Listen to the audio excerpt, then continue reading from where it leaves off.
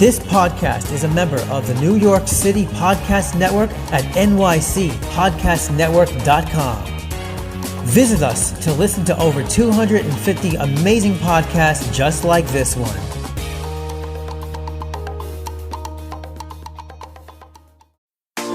Japanese street style is some of the cutest and trendiest clothing in the world. Introducing Cherry Goddess Women's Clothing and Accessories, the hottest original and cute clothing company. We offer tops, clothes, accessories, shoes, dresses and skirts, and comfortable homeware that we guarantee you will love. Cherry Goddess Women's Clothing, super cute Japanese style clothing.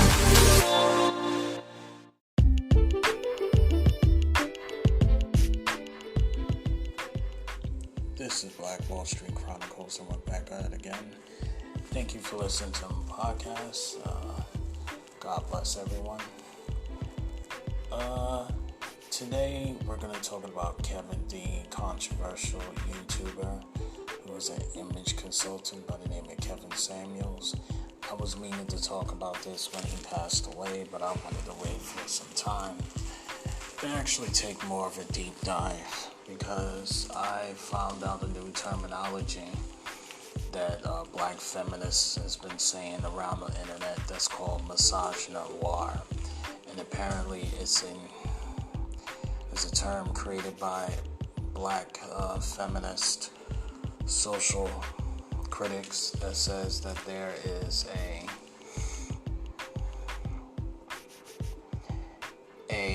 subculture of people in Western civilization that is racist and misogynist towards black women, and they actually like to look at misogynoir content. So, before we get started, my podcast is on Apple and Spotify. So if you like this podcast episode, please subscribe.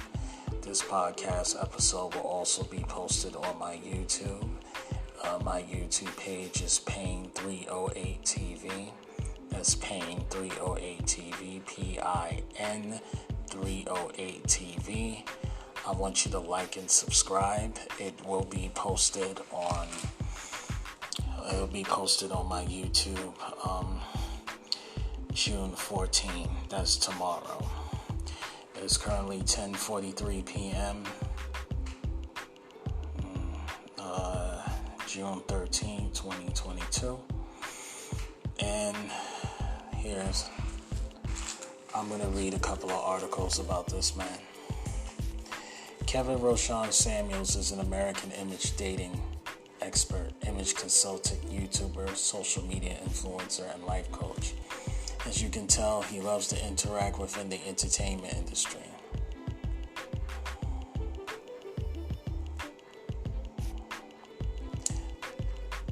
Other than that, he is a motivational speaker who specializes in both companies and people at large. One can never seem to miss him at any event, as he has a wide, sleek mode of dressing with a high sense of fashion. He is 6'2",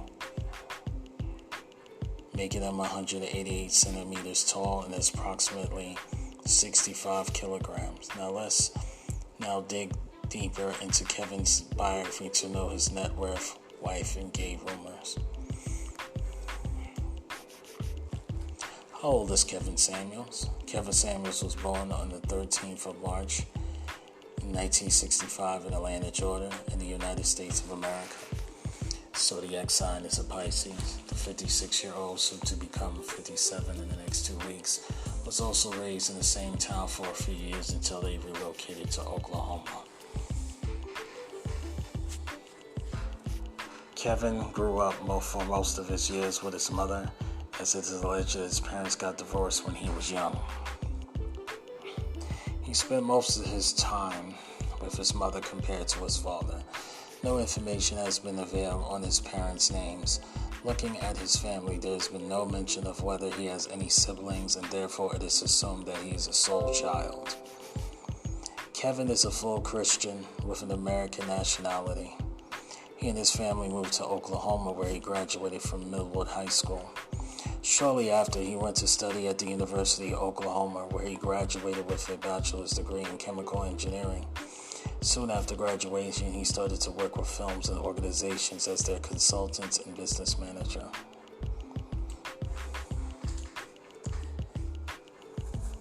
For instance, he worked with Office Depot for approximately 3.5 years as a manager. His personality came in very handy whenever he worked, as people found it much easier to work and relate to him.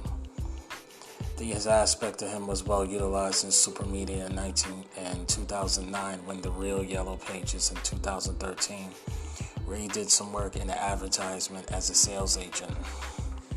Kevin then went ahead and made a YouTube channel on 20th May 2015, where he gave commentaries on fashion, business companies, and even social events. Although his YouTube career officially began in 2016, Kevin Samuels' Wikipedia page doesn't exist.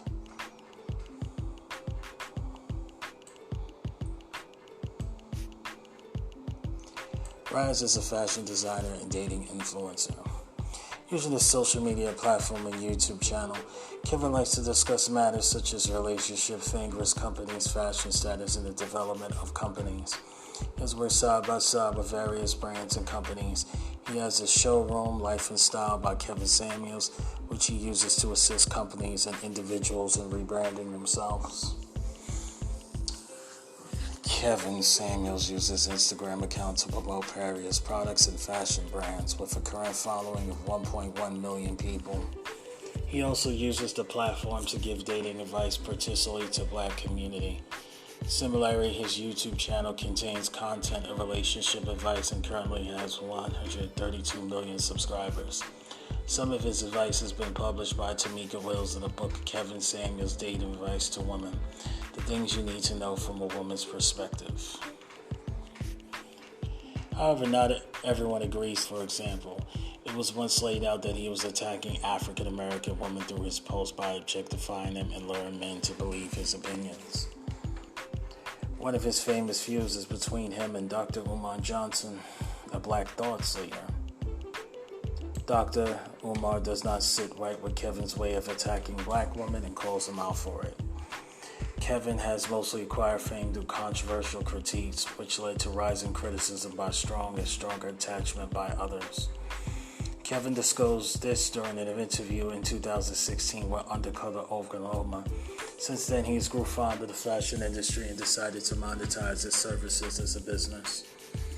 Kevin has built his bank account from working with different bands, offering consultation service to companies, and through his content on his YouTube channel.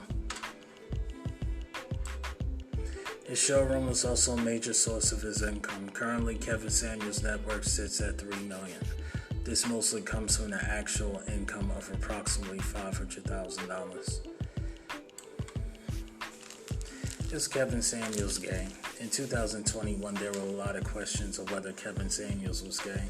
This was based on the way he always attacked women on his platforms in a video of a man sleeping in his bed. He declined these claims by saying that the man in the bed was just a troll and that he actually pressed the wrong key during his live stream. He also blamed the LGBTQ community for accusing him of allegedly being gay. That's not exactly what happened. We'll get to that in a second. Currently, Kevin Samuels is not married, but it was alleged that he was married to 2 women in the past. The first marriage is alleged to have lasted for 1 year, while the second one is for 3 years. He divorced both of these women. It is alleged that Kevin divorced his ex-wife on the 4th of March 2005 after disclosure of divorce court papers with his name as one of the parties involved. It was noted that he had married each other on the 15th of September 2002 in Oklahoma. Based on the information sought from the divorce papers, it is alleged that Kevin had a daughter, Kay Samuels, born to him and his ex-wife on the 29th of June in 2000. Not much information is given on this. Alright, well, there's a couple of things that this article leaves out. First off, about Kevin Samuels being the LGBTQ community, accusing him for being gay. That's not true. Actually, he wasn't calling out the LGBTQ. He was calling out a hypocrisy.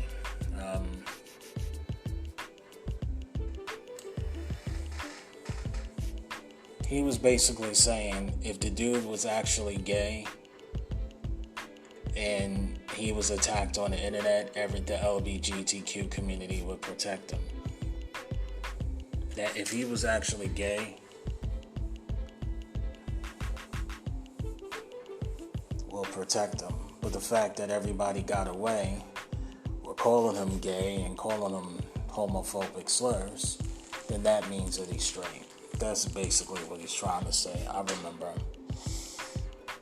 Yeah, and they also did not bring up that Mr. Kevin Samuels, when he was a young man, is actually a cancer survivor. This probably is the reason why he's responsible for such a young death. You know, your body goes through a lot of changes when you survive cancer. So he was drinking all those Red Bulls, and he was having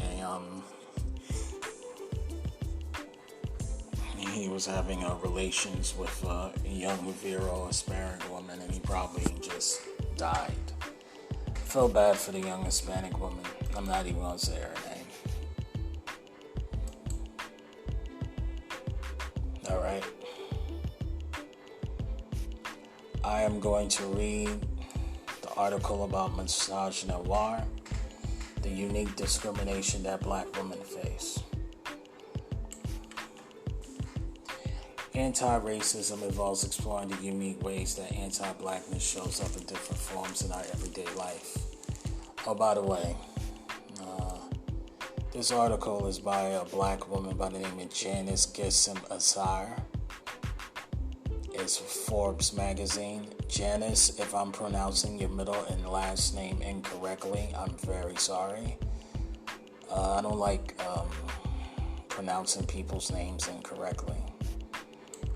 It's good to learn people's names. Anyway, starting the article again. Anti-racism involves exploring the unique ways that anti-blackness shows up in different forms in our everyday life.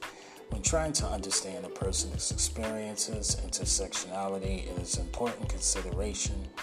Intersectionality, a term coined by scholar Kimberly Crenshaw, was initially defined as the unique forms of oppression that black women face.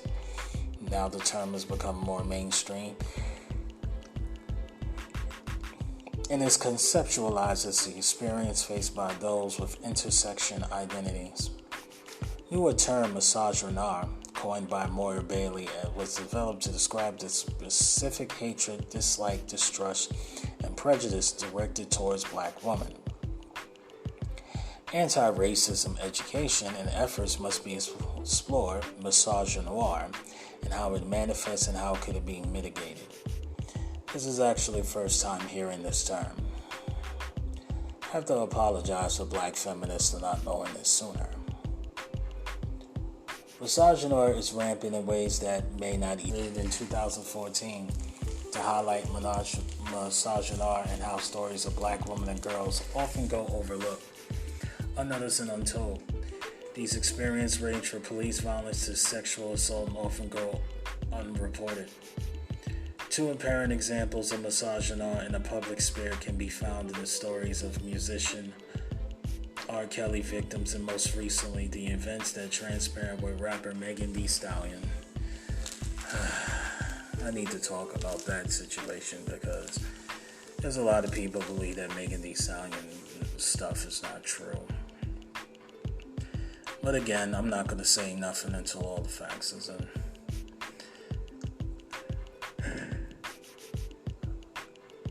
Throughout R. Kelly's 30-year career, a number of women, girls, and mostly back and underage have been made claims that R. Kelly has sexually abused them. Despite the growing numbers of accusations that have been made, it wasn't until recently when the 2019 documentary Surviving R. Kelly came out, these stories was given credence. Black women and girls whose experience of abuse, trauma, and assault are largely shunned, criticized, and ignored. These experiences are questioned, scrutinized, and dissected more than any other group.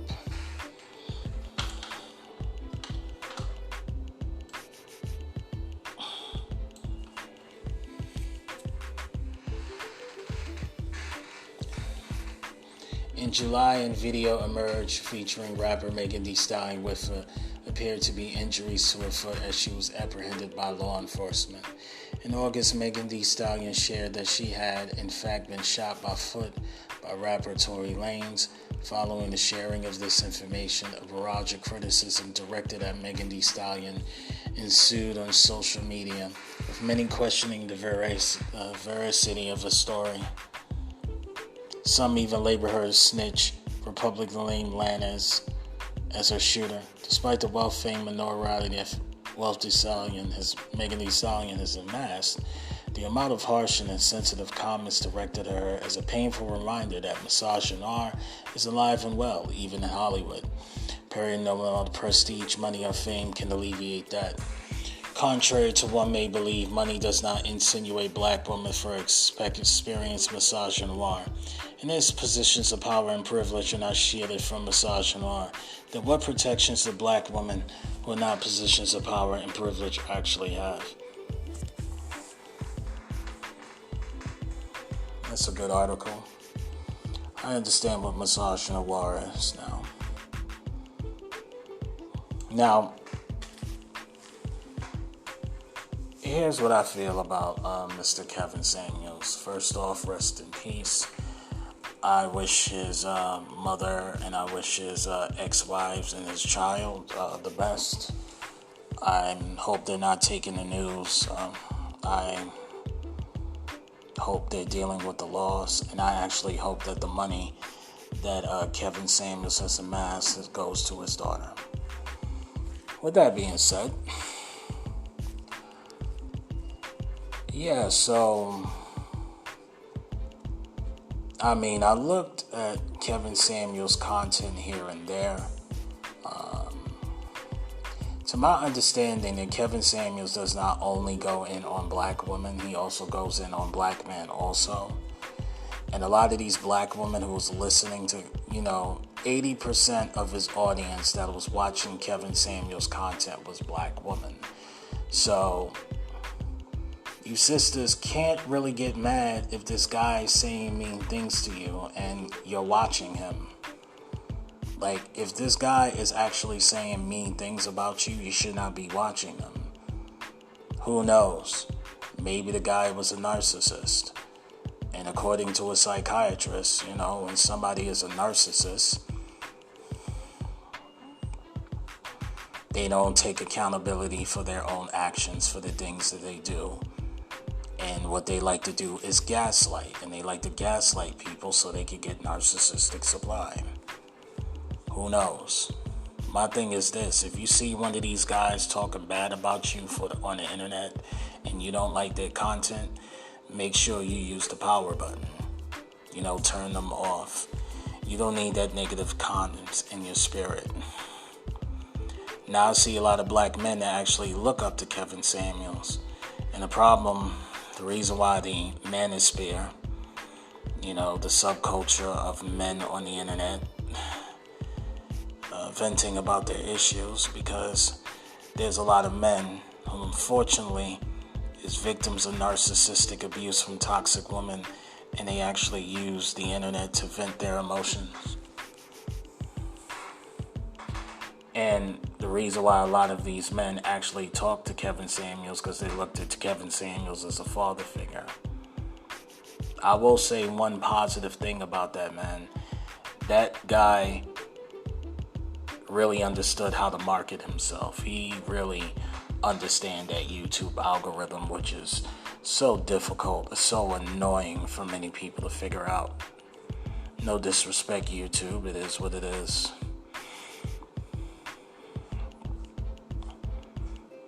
Well, thank you for listening to my podcast. This is Black Wall Street Chronicles and Jeffrey Frazier signing off.